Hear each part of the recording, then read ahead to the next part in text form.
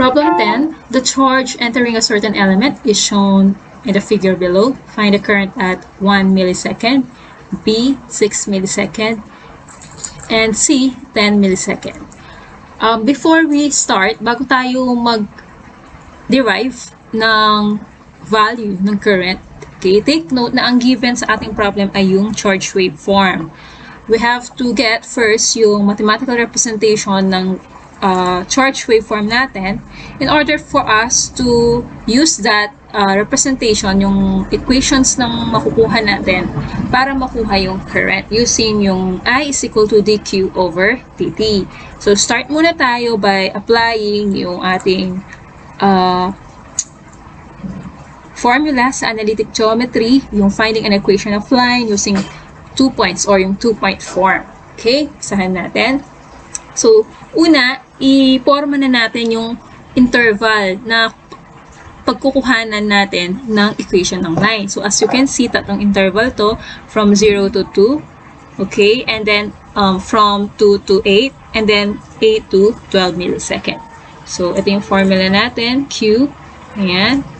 Forma natin siya. Let's say, tatlo to. 1, 2, 3. Ayan. We expect na tatlo yan. Time greater than 0 to 2 millisecond. And then, yung gitna is from 2 to 8. And then, yung ating last interval, 8 to 12. Ayan. Hindi siya infinity, positive infinity. Kasi, makikita niyo stop siya sa 12. So, ang imagine natin, so, on ang switch natin, and then, umakyat ng 80 millicoulomb yung ating charge, and then, naging constant siya for time interval 2 to 8, and then, bumaba ng 8 to 12, let's say, nag-switch off ng yung ating circuit or yung ating system. Okay, so una, pwede na nating agad na kunin yung equation ng mga horizontal line. Kasi obviously, for time interval 2 to 8, 80, okay, 80 millicoulomb na yung ating charge. Okay, so pwede na nating lagay dito na 80. Ayan. So, hinahanap na lang natin ay yung mga may slope na linya. Okay, 4. So, 4 interval. Okay, 0 to 2. Ayan.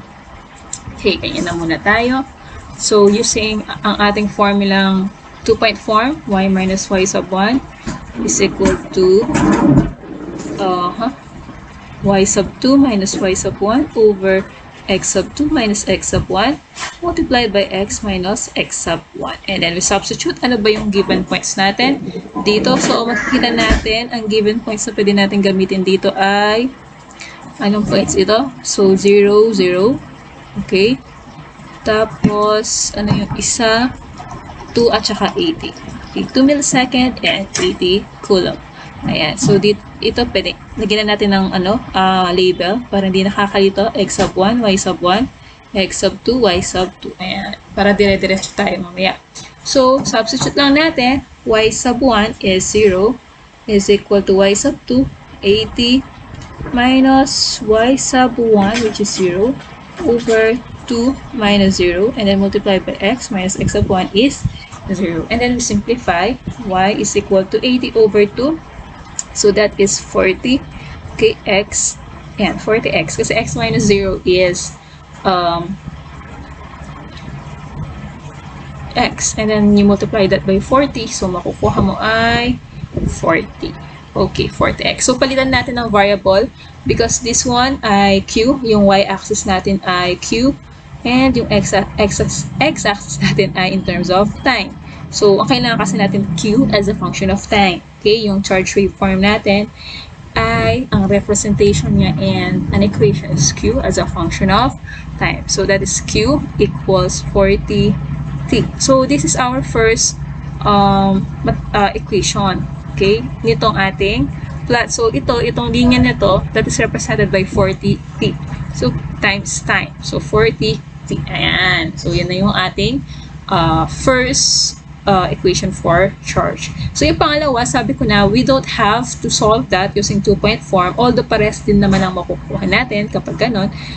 Pero simply, ang gagawin mo na lang, kunin mo na lang. Since constant siya for this interval, 80 coulomb siya, lagay mo na lang na 80 coulomb. Okay. Next, for, ano tayo? Ay, bakit dapat ano to black? Okay, ulitin ko lang. Gusto ko kulay black. Okay, Q is equal to 40 T. Ayan. Ayan. Okay, next, for interval. For interval, yung last interval na tayo. For interval, okay, 8, between 8 to 12 milliseconds. Ano-ano yung mga given points natin? Okay, so titingin tayo. Ito yung last interval natin. So ito, that is 8 in x-axis, tapos 80 in y-axis. And yung isa, that is 12 in x-axis, and that is 0. Okay, 0 sa ating y. So this is x sub 1, y sub 1, x sub 2, y sub 2. So we apply the 2-point form again. Y minus y sub 1. Ito na. Y sub 1 is 80 equals, okay, 0 minus 80 over 12 minus 8.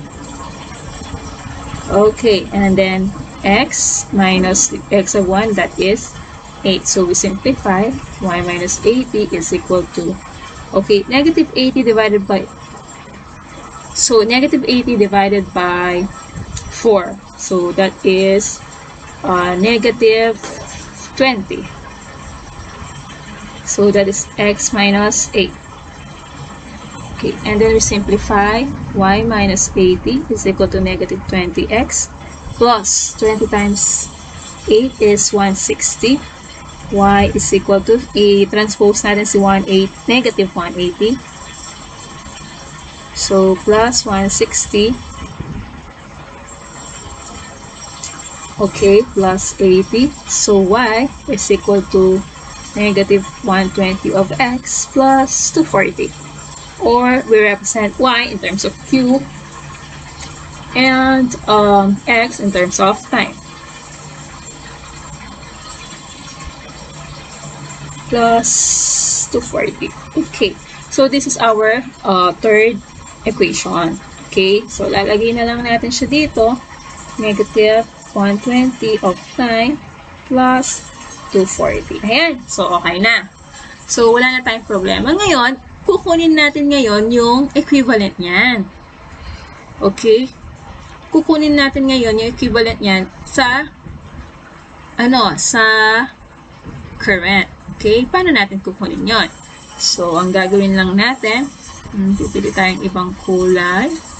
Blue, let's say, pink tayo. Okay, yung current natin ngayon, with our mathematical representation din yan. Okay, so, tatlo din. 1, 2, 3. Okay, from 0, 9, to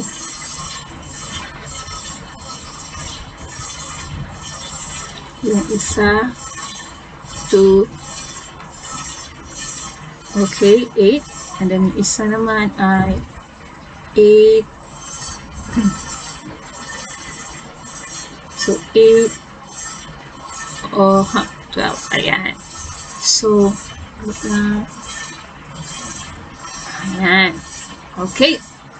So, paano natin makukuha yan? We applied the formula that I is equal to the derivative of Q with respect to time. So, yun yung formula natin. This is Q. Okay, for interval, ano ulit tayo?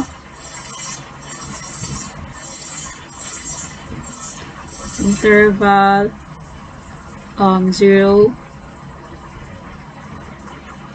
okay, between 0 to 2 millisecond. Okay, so I is equal to T over dt. Ano yung equation natin for that? Yung Q natin, that is 40 times time.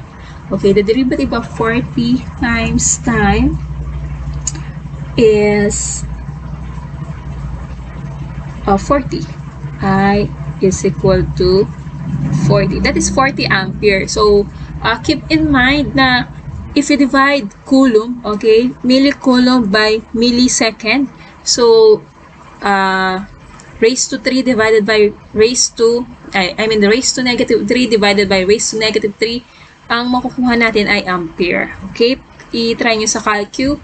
If we divide a millicoulomb by millisecond, ang makukuha natin is, kasi charge over time yan eh. Ang makukuha natin ay in ampere. Okay. That is in ampere. So, pwede natin lagay ito. Okay. Pwede na natin lagay siya dito. So, this is 40 ampere. Pwedeng meron or wala. Okay, next, 4. Okay, 4 interval. Okay, bakit kaya ito? So, 2 to 8. Ayan. So, ang Q natin for interval 2 to 8 ay 80. So, I is equal to dq over dt.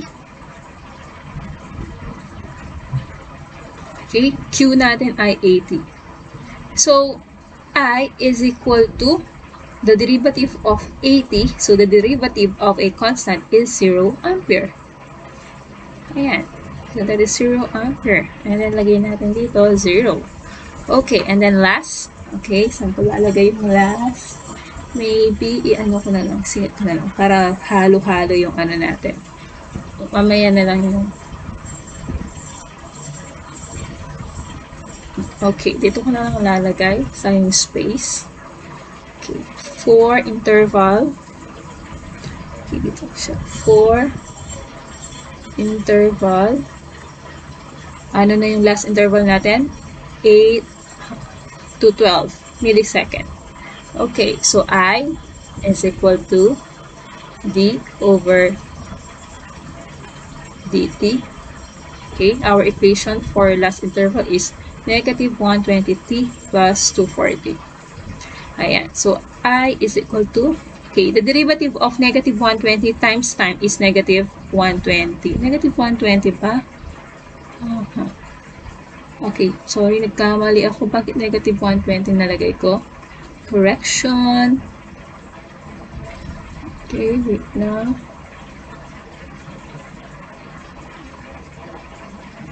Bakit kaya nagkaroon ng ano dito? 120.